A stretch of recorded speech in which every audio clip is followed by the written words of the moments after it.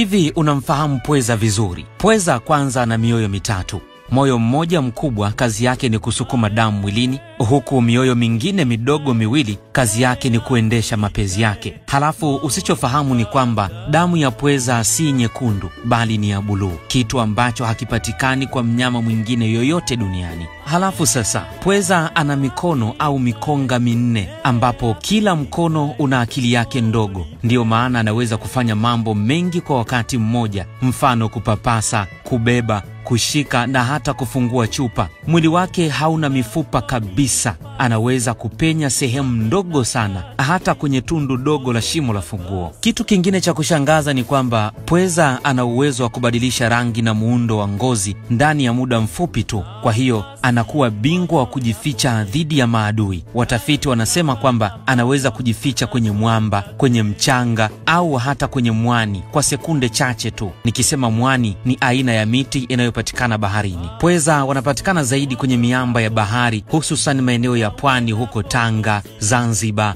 Dar es Salaam na maeneo mengi yenye miamba ya bahari. Na ndiyo, pweza ni kitoweo maarufu katika sehemu nyingi duniani. Watu hupenda sana pweza wa kukaanga au wa nazi. Wengine huenda mbali zaidi na kusema kwamba supu ya pweza huongeza mambo fulani